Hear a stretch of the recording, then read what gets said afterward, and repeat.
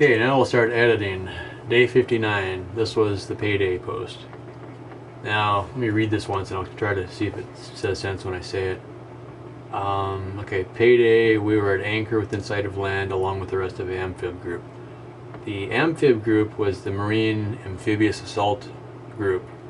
A little backstory, and then we had this huge group of ships.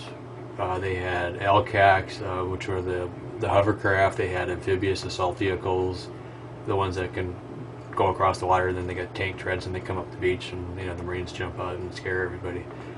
And thousands of Marines and all ready to invade Kuwait. And as I remember it, and there'll be lots of people to correct me if I get this wrong, but basically the Marine Amphib Group was a decoy that never actually landed. So these guys sat there for months. I mean, this is October, and we've been already working with them for probably a month already. And they were sitting there. They'd have the LCACs out, the hovercraft, buzzing around, practicing, making sure everything worked, and of course in plain sight so everybody in the world could see what they were doing. And so when it came time for the actual invasion, a large piece of the Iraqi army was on the beach ready for these guys to invade. And they sat there and they never invaded, which, without firing a shot and without even getting wet, they took half the Iraqi army out of the fight, because the Iraqi army had to sit there and wait for them instead of watching what everybody else was doing.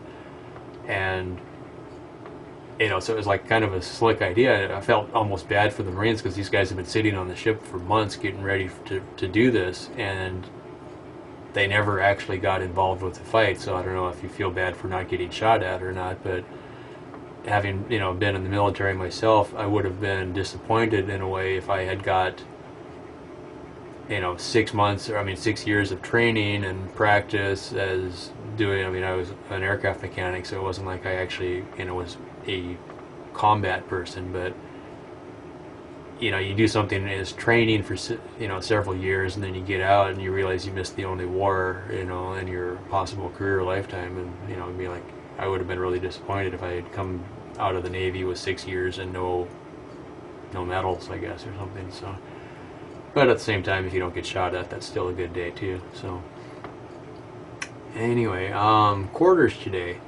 Quarters in the Navy is basically where you all stand in formation, and your commanding officer or your officer in charge or whoever comes out and briefs the troops. He tells whatever he's got to talk about, and then it's usually a one-way dialogue. It's not like he's asking a lot of questions of you or something like that. And then usually they'll throw some kind of an inspection in there. So today, or for this day, we had our dungarees, which is the blue jeans, the fashionable bell-bottom blue jeans with patch pockets, which are the traditional Navy working uniform, not the nice crackerjack dress uniform that you always see on TV. So this is something that a lot of people don't even know what they are.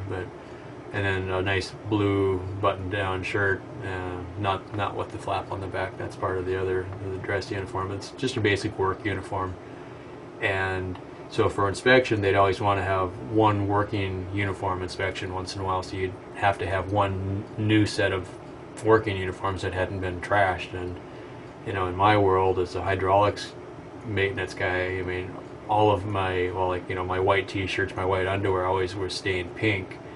The engine mechanics, they worked with synthetic turbine oil, which was yellow, and so they always had yellow underwear. We had pink underwear from the hydraulic fluid, and some of the greases we used were a very dark black graphite looking grease, and so you'd have just black stains all over yourself. And it's waterproof, so it doesn't wash out in the laundry usually, and so you'd have just all these rainbow of colors in your underwear drawer, it seemed like.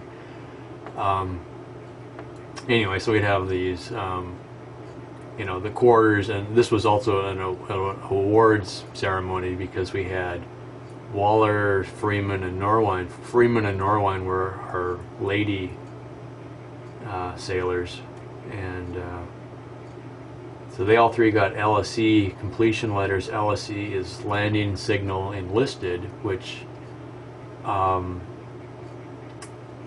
they're basically the yellow shirt directors on the flight deck when we're doing flight ops. And so you'd have what do you say, like you know, if you saw a Top Gun or something like that, you saw pictures of guys wearing yellow shirts with the helmets, with the headsets and everything, and so they'd be, you know, waving at the aircraft coming in and telling them where to go, and then they'd wave and then let them go.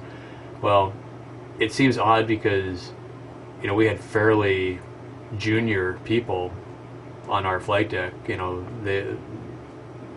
Freeman and Norwine, neither one of them had even done this before, and here we are going into a war with two brand new people. And the running joke was they were both girls, and they both, you know, neither one of them weighed over 100 pounds, I'm pretty sure.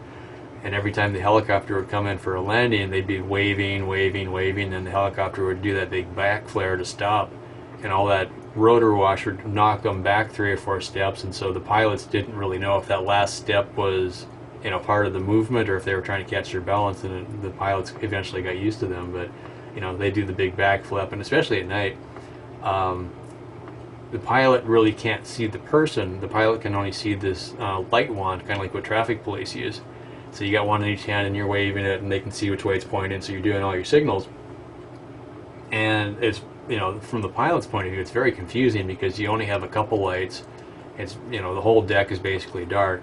And so you're just coming up slowly, and you're watching this person waving the lights, which it's hard to get an idea how big they are, how far away they are until you get really close. And then at the last minute, the LSE would lose their balance when the rotor wash hit them, and so then the light goes all crazy. And I've actually seen the LSEs drop the lights trying to catch their balance, and then the light falls down, and you see the helicopter respond to the light moving, and they aren't sure which one is moving because the ship is moving up and down and forward. It's usually going, you know, 20 miles an hour forward, and then you get the air coming over the ship, and so there's all this turbulence, and the helicopter comes into the turbulence, and the ship is going up and down, and, you know, it's dark and everybody can't see, and, you know, it gets really confusing. So anyway, so we had the award ceremony. These 3 people got their completion letters for actually having been trained to be an LSE, and this is after we've been out to sea for 60 days already, so obviously they've been doing their job without their completion letters yet.